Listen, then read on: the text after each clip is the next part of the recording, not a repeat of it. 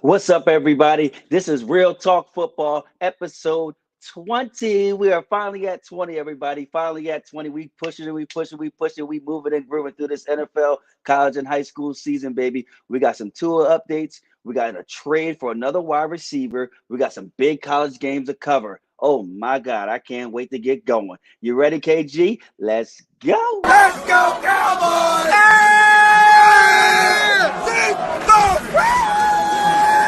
Hey, let me get one.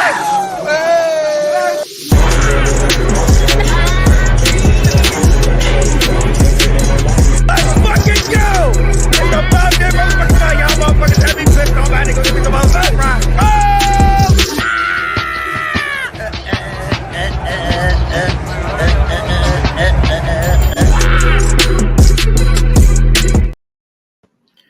What's going on, dog? What's the deal? What's really real? Nothing, dog. Just chilling. How you, man? Oh man, already know. Can't complain. It's a beautiful weather week. Oh my goodness. Yeah, a This little weather's crazy, doing but so we'll great. take it. Yeah, we probably got about like another week of it, and it was so crazy because I kept hearing that this is supposed to be like one of our worst winters that we was gonna have in a while. Yeah, I ain't And trying looking to like that. Yeah, that's why I've been saving up all my sick time because Yeah. But what's going on, everybody? This is Real Talk Football, like my man Rock Too Easy just said. Make sure you follow us on TikTok, Instagram, Facebook, and Twitter and YouTube. Make sure you like, share, and press that red button and subscribe, dog. That's right. You ready? Yes, sir. Let's get into it. We got Oh, a my lot to goodness. talk about right now after Yes, what sir. happened this morning. Exactly. We were sitting there texting all morning. Next thing, boom! Breaking news. Right. The rich just get richer. Right. The Chiefs and the Titans come up with a trade, 2020 fifth round pick that becomes a fourth round pick for Chiefs.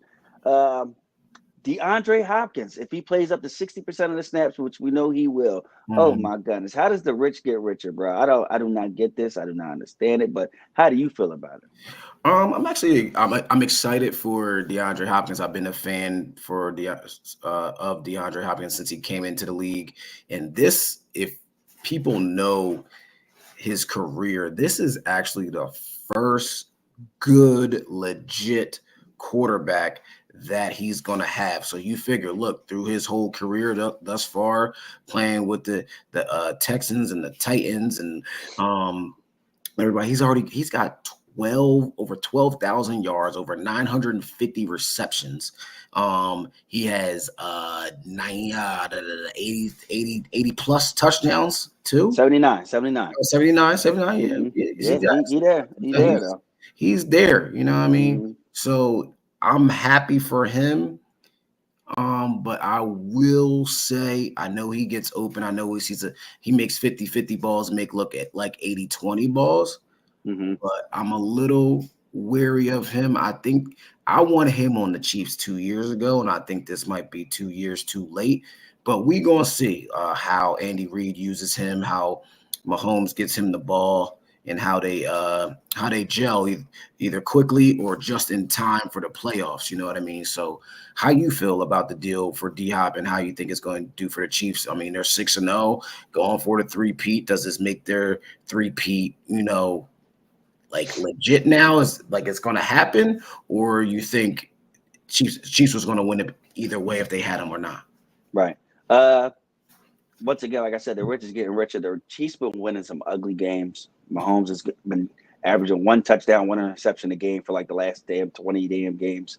It does help them. Yeah, we do wish that he would have ended up on this team last year, 2 years ago, but he still had over 1,000 yards last year with about 5 different quarterbacks. And I think he played quarterback at one point too. That's how bad it was on the Titans, bro. Yeah. So I think that what this does is this gets them back to he'll play that Rashee Rice role where he's not running as fast as Rice, but you got a Worthy who can take the top off the defense. Now you have him take the top off the defense, and you're working Kelsey and D-Hop underneath for possessions. They're not looking to hit you with big plays this year no more because they lost Hollywood Brown. They still got Worthy, but they lost all the speed that they always going to have in Hollywood Brown and Rice. So now you got possession guys. You got guys who are vets who know how to get open in these zones and create from there. So you got that's the best part about picking him up. You're not getting a guy that that you have to try to like develop. So I think it's going to definitely work out fine with them. Solid. Yeah, like you said, rich get richer, and like I hope it works out. Let's see if the Chiefs can three-peat now. I mean, they can make it a run. They look like they one of the best teams in the NFL, and we'll see what happens moving forward.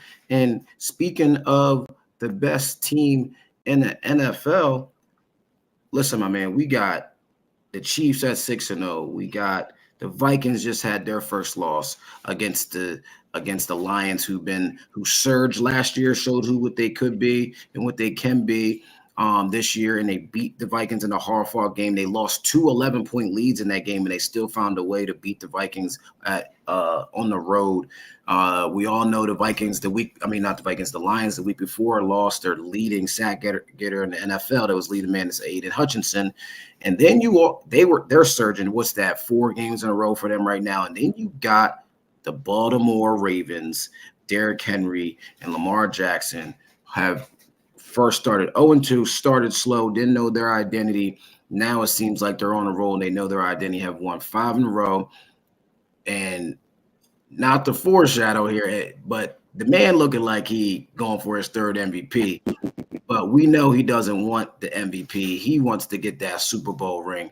Who do you think is the best team right now in the NFL when it comes to the Ravens, Chiefs, or are you taking the field?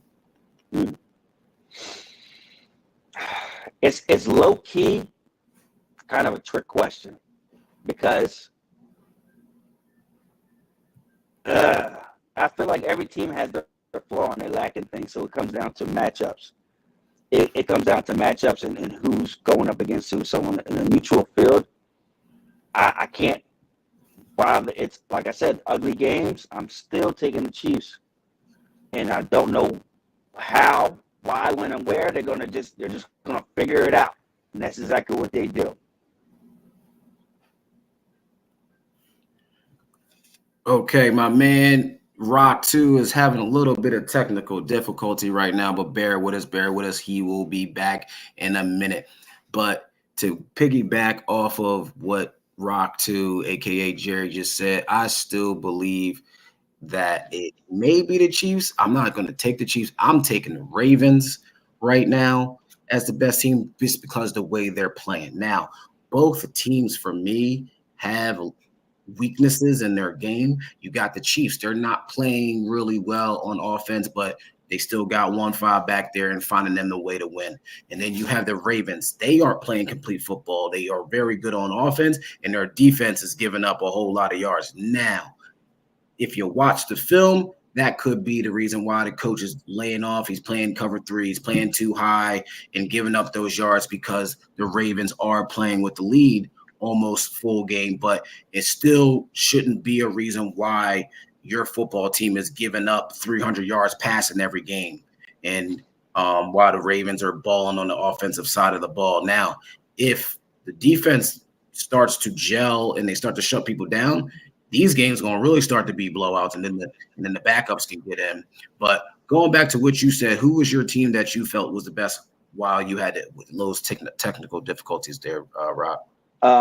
Yeah, so like I said, if it comes down to a neutral field, it ain't gonna be the prettiest game, but I'm gonna still take the Chiefs, and because they got the Ravens number. They know how Spag knows how to dial up a defense to stop them. Even though I don't know, it's weird because the last 2 times they didn't played each other, everybody get mad like, oh, they stopped running the ball. Well, what else you want us to do? You didn't learn from the last year in the playoffs, so you didn't do the same thing in the first game, the season opener. So you want to keep doing that to keep doing that. But Ravens, while we love how their offense is clicking and everything is starting to move, once again, like you said with that defense, number 1 stopping the run, last in the league in stopping the pass. Thanks. Yeah. So there is, it's opposite, totally opposite. So I don't know how you even decide. So it's like, now you're going to give a guy, Mahomes, he ain't got no damn weapons. He just picked up D-Hop. A guy going up against the worst pass defense and a guy who knows how to buy time. Yes.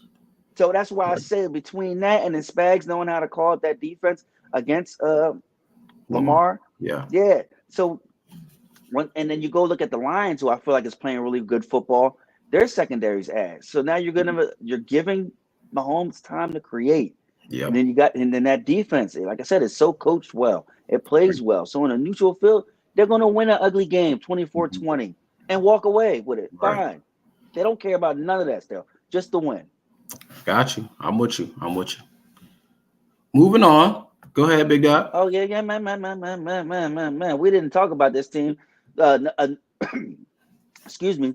Spag actually coaches really well against this team too, and shuts them down in the Niners. Are the Niners done? Right now it does look like they are done, especially after the injury to Ayuk. May he get back healthy after that torn ACL and MCL after last week's game against the Chiefs. You got those injuries. You got also Debo with pneumonia and him always getting banged up every year. He's not banged up now, just sick, trying to get back this week. And then you got Brock with the turnovers. He's right behind Mahomes leading the league for turnovers and interceptions. And then my thing is, where's the defense? Because this is what they used to, that sets the tone. Hang their hat on. And yes, Fred Warner is still playing like Fred Warner, right? But where's their enforcer? You know who their enforcer is? He got hurt in the Super Bowl last year without even playing a snap, and that was Greenlaw when he tore his Achilles. He is the enforcer for them, and I feel like the middle of the defense is open. They can't really stop the run, and even though what's his name, Mustafa, the safety, but he's a rookie. They're relying on him. He come down and hit anybody. He don't care. You know what I mean? But I think the Niners have to figure out some things, and I don't put it all on the defense. I don't put it all on Brock. You got to look at Shanahan, man. This is what he does. He has these teams that are good. He's got all this talent, and then he can't put it all together, and you see him choking the big game after big game after big game for years to come, years on years since he was in Atlanta as the OC when they blew that 28-3 lead in the Super Bowl. Yeah. You know what I think that a big part of it is too is they've gone up against teams where the coaches expose Shanahan. Let's put it like this: you got the Vikings, Brian Flores, Brock Purdy even came up there. He's a hell of a scheme against us. Two years in a row. Exactly. You got the Rams, McVay. He knows how to go up against Shanahan because they're this. They grew up together. They know each other's systems. So then you lose to them. You got the Cardinals where it's a divisional game and they struggle against running quarterbacks. Kyler Murray gave them the deuces and ran for 40 more yards. You feel me? Yeah. So they've been going up against these teams that know how to play against the Niners. They're like, yeah, we know who you are, but we ain't scared of you and we know what you do. Same thing, like I said, with the Chiefs. Spagnuolo. He knows how to coach it. He knows how to stop Shanahan's offense. Right. So once you get the recipe and know what you're doing and know what you're going up against, it's a done bun for you, bro. So they're digging themselves into a bigger hole while Seattle's still rolling around. They're winning games, but still right above 500. And we'll see. The Niners, they look like this in the middle of the season last year, and we thought they were done, and they went on a run. So we'll see, guys. Well, they lost some guys for the year, but they still got some guys that are still set to come back. So, I don't know. It's hard to judge. Got you. My man still having these technical difficulties. He about to step away one more time and kind of fix that and come back. But in the meantime, before we got a new game. We have a rapid fire game. We're gonna play in a minute, but we got a question on Instagram from im.shimi. Are the Eagles a Super Bowl contenders? Do we believe the Eagles are Super Bowl contenders? In my opinion, right now they are not. NFC is a little weak, so they might be, but right now I don't believe so. We had a question, my guy. From Instagram, im.shimi, and our boy asked, are the Eagles Super Bowl contenders, and I said no. They really haven't beaten anybody. Yes, first game of the season they beat the Packers, and the Packers look like they're playing they're on a roll right now. They're playing really well. That was first game of the year. Totally different teams right now. I still think if you're going to be a Super Bowl contender, you got to play complementary football. Eagles are not there yet, and Jalen Hurts has not played well consistently every single game. They haven't really beat anybody. Just because they beat the Giants last week don't really mean anything, even though their defense is playing well. Their offense is not really good. And I still think that defense for the Eagles still needs to pick it up. I need to see them against a good team. This could be a good test playing against the Bengals with T. Higgins, Joe Burrow, and Jamar Chase. Now, they may eat their defense up because their defense has not played well all year. But how do you play against a team with weapons regardless of their record? Because we know Joe Burrow and them can score when they want to score. What's your thoughts? Yeah, the Eagles is overrated. On paper, going into the season, it looked like Howie was the genius, picking up Devin White. Devin White's now on the Texans, hyping up DeJean. He just starting, but he can't cover nobody. That's why his ass gonna stay at safety. Maybe play a little nickel. Pass rush ain't there. We already talked about the pass rush not being there. Mm-hmm. It looked good against the Giants. That's the Giants. So, yeah, we ain't got nothing to talk about with them dudes. Gotcha. He's overrated, man. All right. I was just telling people we got a new game called Rapid Fire. We're going to get into these questions real quick. All right, my guy. We got 1 minute. We get 30 seconds each, and we're going to get it done. All right, ready? Here we go. First question. Best team in college football? Texas. Why? Keep going. You got it. Oh, my bad. Keep going. My bad.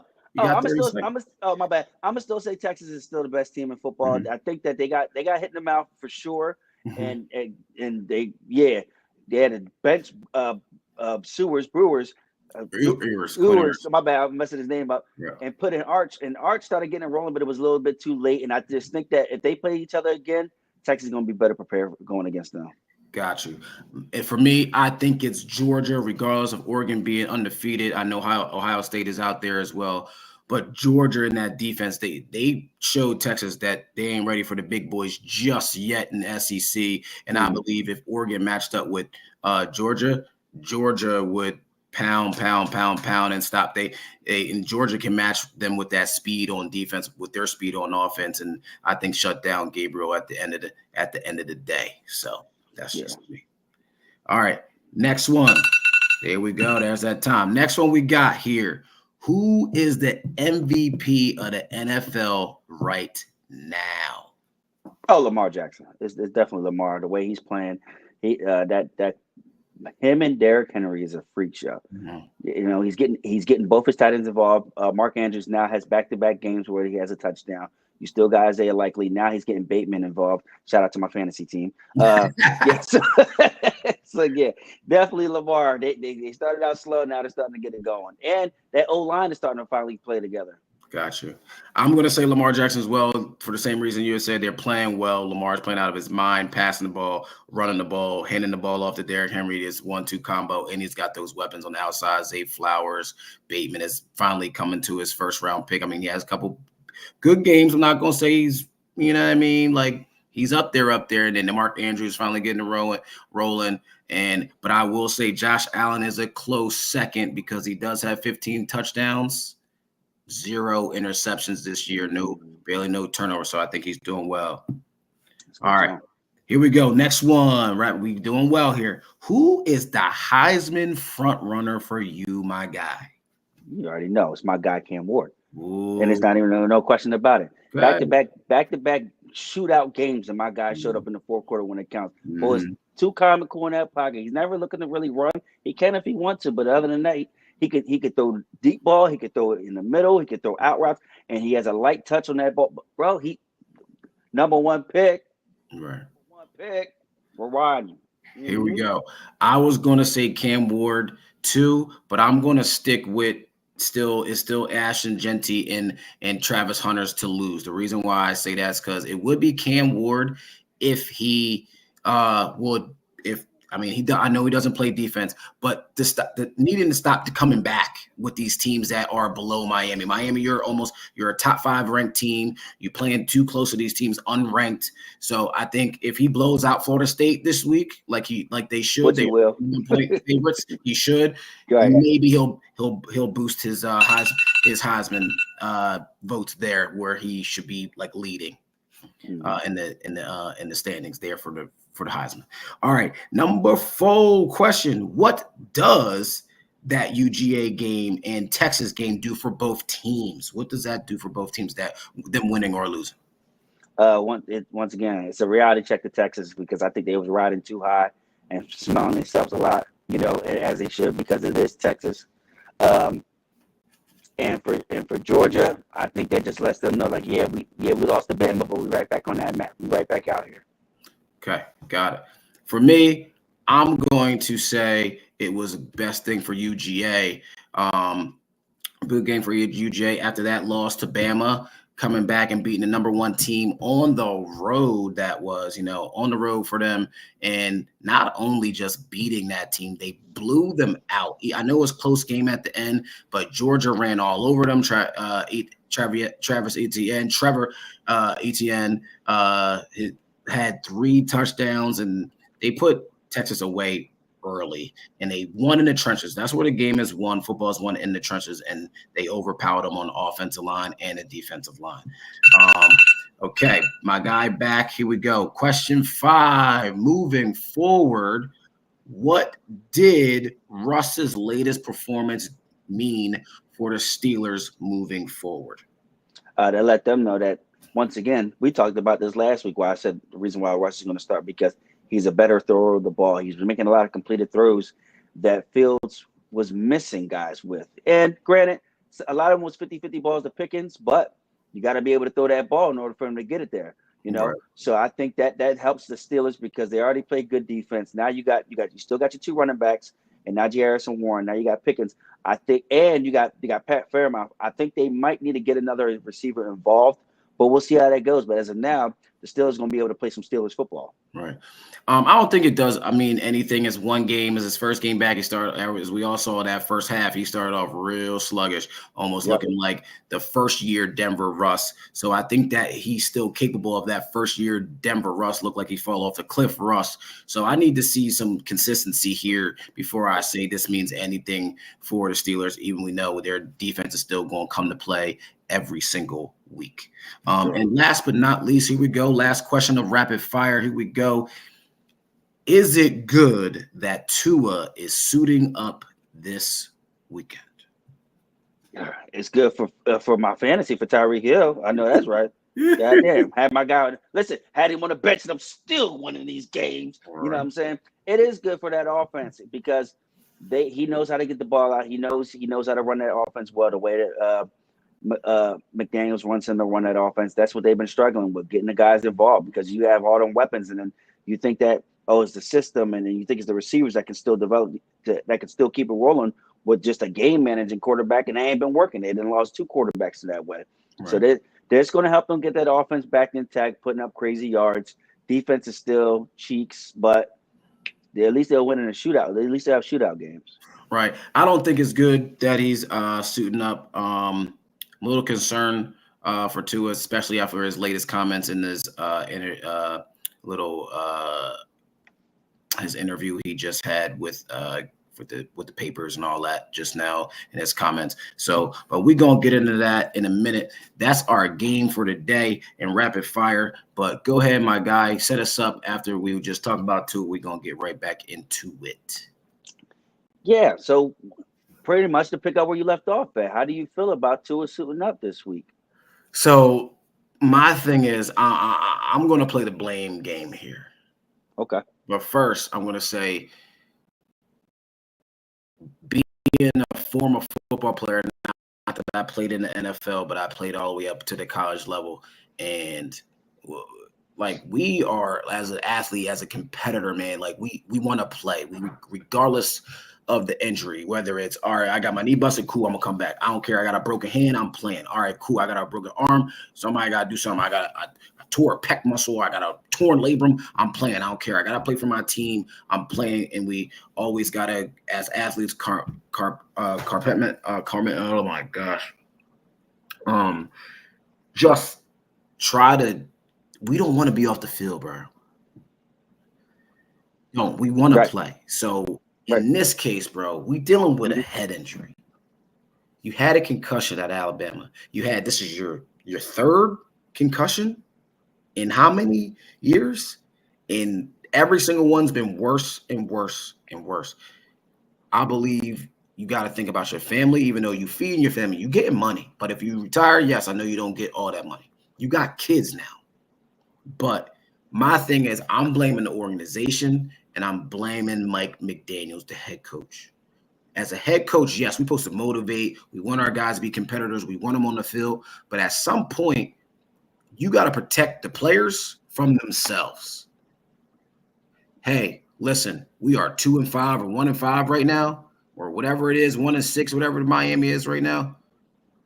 You got to take a step back, think about this, and then we'll come back to a meeting next year and figure out what we're going to do next year. Because, bro, if he gets hit again this week or moving forward, it's over. It's over. And if I'm his wife, I'm his mom, I'm his pop, we not going back out there. You got kids, bro. You can't be a vegetable when your kids is growing up. So I think the coaches and the staff, owner, GM, take his helmet and protect him from himself, especially after his comments talking about he not going to wear the protector and he going to play regardless. I'm cool. My decision. I'm a little upset. Not upset with him, just hearing it as a football player. Like, yeah, I know you want to play, but we got to protect the players. You know what I'm saying? Definitely. And I was actually about to add that part at the end of what she was going to say about the wearing that protector helmet and being he don't want to wear that. That shows so much ignorance, man. So much ignorance. So I just really hope that he's safe out there, and that's the only thing we can do is hope for the best of him being out there, because you are definitely going to get hurt, and the only person you're hurting is yourself and your family at the end of the day, bro. Right. So you gotta get out your own way and understand it's time to sit your ass down. Right. That's it. For sure. All right, moving on. While my man still fixing his computer and stuff, we gonna get it right. I'm sorry for these technical difficulties. It's all good. We gonna keep it rolling because we live. It's all good. We gonna move into these high school games, everybody. Not much going on in the burbs, the Philly Burbs. Not much going on, especially in the Suburban One League. There's not much going on. At the top, you got CB South, Downingtown West, and Central Bucks West. Whether they lose or win, there's not going to be much movement. With North Penn also at number 4, whether they lose or win, there's not going to be much movement between those teams, but it might be a little bit of movement from 12 to 16 or 11 to 16, where those teams there's still teams below them trying to fight to get into the playoffs. Downingtown West and Downingtown East, literally cross the street rivals, do play on Friday night. So that could be a big implication. I will say, though, last week, Downingtown West lost to Bishop Shanahan, who was a 4A team who I think Downingtown West should have dropped at least 3 to 4 spots in the rankings. They stayed at 2, which is crazy. You lose to that's crazy. You're a 6A team losing to a 4A team who has no business being on the field with you, and you were at home to make it work. You lost at home. So I think they should have dropped a little bit. They didn't. It is what it is. That they got that little point computer system. It is what it is. But that's just the one game I got for the Philly Burbs this weekend. What you got for me, Big Doug? I'm gonna go to the city where Prep put belts to asses on Roman, 48-20. 48-20. I think that Samaj is starting to against these bigger teams and these bigger games. I think he's starting to struggle more in the pocket under that pressure. So they got another big game this weekend. They play LaSalle. That's my upcoming game. I'm gonna jump right into it. They play LaSalle this weekend on Saturday at 4:00. 3 o'clock. Yeah, they play LaSalle this weekend. That's the best team. Yeah. I think Prep and LaSalle is.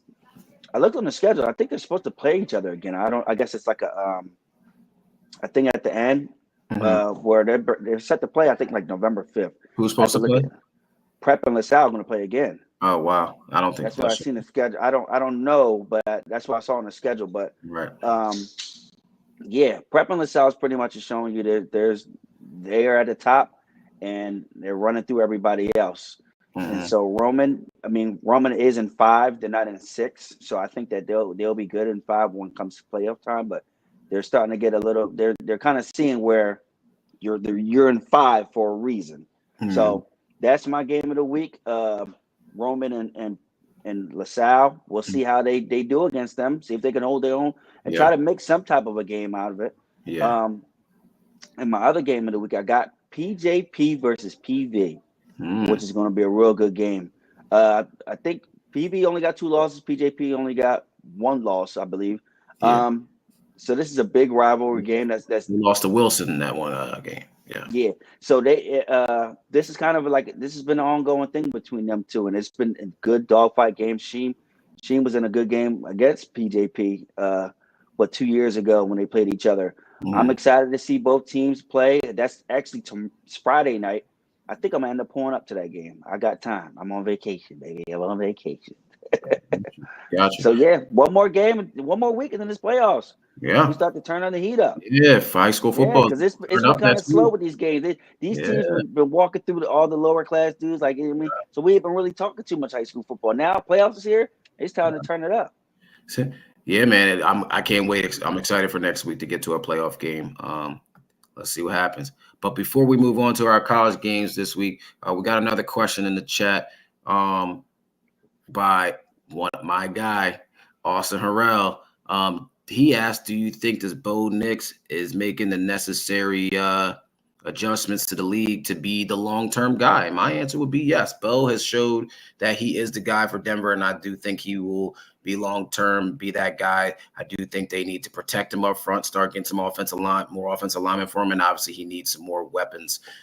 They are not going to keep Cortland Sutton and all them guys that's around them right now. I think they're going to try to get some trades. They'll go draft a guy too during the draft. So, and they just still got to deal with Patrick Mahomes and trying to win that division, which they ain't winning that division as long as he's in it. And then you got to beat the other teams that you face in the AFC and NFC to even make a spot in the 7th to make a wild card spot in the AFC. So yes, definitely add to that. They're going to keep building around him, and Sean Payton loving him because he's getting the ball out and going through his progressions the right way. And that's what Russell was struggling with, and Sean Payton was getting pissed off with because he's just holding the ball. Nix, he's done it in Oregon, and now he went to the right coach. And we talked about this when he got drafted there. Yeah. The defense is stout, so they're going to keep playing defense for him. The run game has been solid. Now you're going to start building and getting weapons around him. Only thing I want to add in that as far as like this week goes, since I'm not going to talk about an upcoming game because there's no need to. They play the Panthers, and they're going to bring Bryce Young back this week. Why you set this man up to fail again? Against a really good defense to get smoked again. So, but yes, Bo Nix is definitely going to keep developing. As long as he got Sean Payton, they're going to keep building weapons and get him a tight end too, because that's where Sean Payton excelled with tight ends also with his offense. Right. Understood. You are correct in not saying that. All right, moving on to college games this week. We already talked about last week how UGA won and all the big games last week. Not that many, but UGA won the biggest game of the week last week against Texas on the road. But there's a couple of games this week that I'm looking forward to watching. And we got LSU versus Texas A&M. We got Texas. Only reason why I said this game, Texas versus Vandy, because Vandy beat another ranked team when they beat Bama when they came to their house. So look for another upset alert over there. Vandy ain't played between Vandy and Kentucky. They've been making it hell for these top teams, bro. Yeah. Then we got Bama and Missouri, and then we got Oregon and Illinois. Now, I'm putting Oregon on upset alert because Illinois can put up some points and they always play good defense. So put in the number 1 team, Oregon, on upset alert versus Illinois. And I don't know, it could be a close game. And we might be seeing number 13 on Bama crashing out against Missouri. Missouri can put up some points against Bama. So we got some pretty good games, man, coming up this weekend in college football. What do you think, man?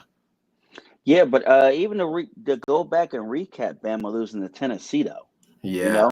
Yeah. Bama losing to Tennessee, and I don't know what's going on with this, what's the name? Milroe not running. Like, this is the 3rd game straight of him just having these low rushing yards. Right. Know who you are and do what you do. Right. Especially in college, bro. You can get away with it in college because you're faster than a lot of the guys. The pros will be a little bit different. But know what you are and do what you do. You're losing games like this. You're definitely losing games. I think those scouts and people reporting from the NFL about him kind of doing what they tried to make, what Mike Vick tried to be too soon when they tried to make him a pocket guy knowing he needed to run the ball. And sometimes with Lamar too last year, he was trying to stay in the pocket when he should have been running. Dude, do you. You can see as Lamar is doing him. Cam did him. Randall Cunningham did him. Warren Moon, when he had to run, did him, and he could still pass. So, bro, you don't listen to the outside noise. You just play football, play your game. Them people talking about what they talking about don't mean nothing, because most of the time they wrong anyway before you get drafted, and after you get drafted they say all this stuff and they wrong. Just like they said Mel Kiper is literally 90% wrong every time about somebody, and that dude ends up balling out. For instance, I remember specifically one guy, Le'Veon Bell. He said he wasn't good enough. He wasn't patient enough, and the man showed you he was patient. He was balling with the Steelers before he asked for his money. So I don't want to hear nothing about Mel Kiper freaking talking about anybody. Said Daniel Jones was going to be good. You said all these other quarterbacks were going to be good, and they was trash. You said Patrick Mahomes' mechanics was all this and that, and he's already won 3 Super Bowls and 2 MVPs. Ain't nobody trying to hear none of that. So don't listen to nobody. Play your game, bros. Right. And not even just that. It ain't like you went through like a freak injury that like made you want to like stay in the pocket more. Like that's what McNabb did. Once he had that injury, he was like, I'm just going to be a pocket thrower. Right. Even though he threw a lot of balls at everybody's ankles, but he catching the stray. McNibbles ain't played in like 10, 15 games. Like, my bad. Like, McNabb, what the hell you doing, man? Like, yeah, play your game, bro. Like I said, especially in college. Get off how you get off, and then keep working it. And like he threw a red zone interception on the 3-yard line, bro. Yeah.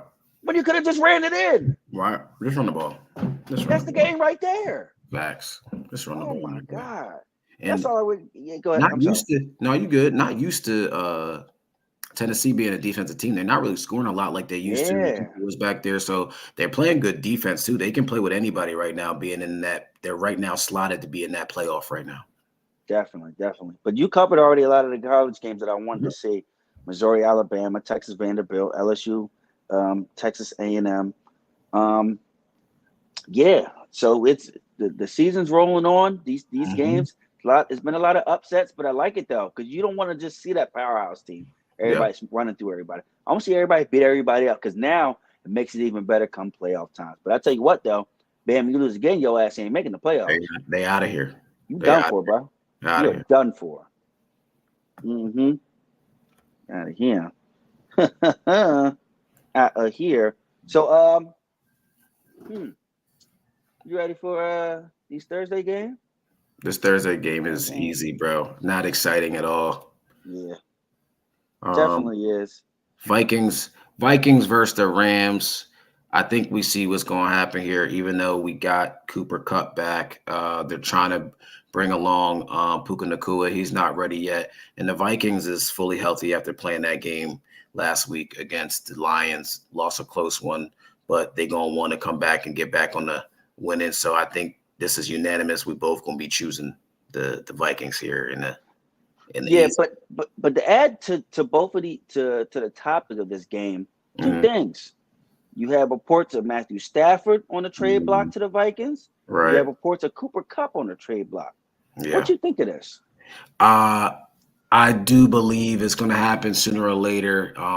The Rams are done. The run is over. If if Stafford still wants to play, who knows? I think Cooper Kupp is going to be out too, and they'll keep Puka Nacua because he's younger, and they'll end up paying him later. Cooper Kupp got his money. Somebody going to get him either next year, either on draft night or right before the trade deadline to a contender. He going to ball out for that team anyway. So I think that's going to happen. Whether Matthew Stafford is going to leave, I think that would have been happened. And then as soon as that does happen, or if one of them do leave after this during this season, I think McVay is done because he almost wanted to leave a couple years ago. Yeah, so I think he's going to retire, give it to another coach, and then Matthew Stafford is going to retire as well and be done. So, how about you? Seeing Stafford go to the Vikings would be dope only because he likes to throw that ball. So you're throwing the JJ and Addison. But I really don't know how I feel about them giving up on Bradford that fast. Nah. They shouldn't give up on him. He been balling. So. Yeah. So I don't understand why that report was that about him going there. It's one thing if you're like going to a struggling team, but I don't know. But yeah, we definitely picked the same teams. Who you got for Sunday's games? All right, moving on to that Sunday game. My man's still dealing with difficulty. It's all good. We gonna get it right for y'all. Sorry about this. It's all good. My man keep coming back. It's all good. Show's almost over, so we're going to get it done. I didn't say the Sunday's picks yet, but I ain't really seen much out there that I'm excited to watch. We talked about this game earlier with the Eagles and Bengals, see how the Eagles defense comes up. Yeah, they come up big or come up small with all the playmakers out there, how they get pressure on Joe Burrow because Joe Burrow's offensive line is not playing really well. So I'm still going with the Bengals because they got more firepower. That's all. And they got the better quarterback as long as their offensive line holds up in their defense. I think if their defense stops the run, I think if they focus on stopping Saquon Barkley, then I think everything else is good for them. They can stop the pass and focus on that. But if they stop the run, they'll win. If not, it's over with. And then I like the Bears and Commanders, but I don't know if Jaden Daniels enough to play this week with that injury to his rib last week. Marcus Mariota came in and balled out. I mean, you came in the middle of the game, they don't got film on you, and you threw for over 200 yards. That's crazy, and 2 touchdowns. So I'm still looking forward to that. Bears coming off of their bye week and won 3 games in a row, so see how they do well after that. So I'm picking the Bears to win that game because of the better defense. Okay, those are your games that you got? Yes, those are my 2 games I'm looking forward to watching. All right. I got the Bills versus Seattle is a good game. Okay. I like that because you got the Bills that are playing hot, and Seattle they've been in dogfight games that they lose that they're losing, like either in the shootout or a close game at the end. I think I'm going to take Seattle only because it's at Seattle and they got to go there. Okay. I think that they'll be, once again, they got some young, aggressive corners there, and I think they'll be able to stop the run. So we'll see, though. And Amari Cooper's still developing that chemistry with Josh Allen. This will be his second game. The first game, he caught that touchdown. He didn't even know what the hell he was doing, so he was a little bit off with that one. So I got that game, and the other game that I got is do injuries and all, I still got the Niners beating us, bro. Oh, of course.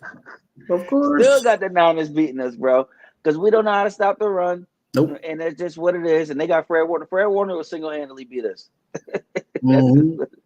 That's just what it is. I don't even know if Micah's coming back.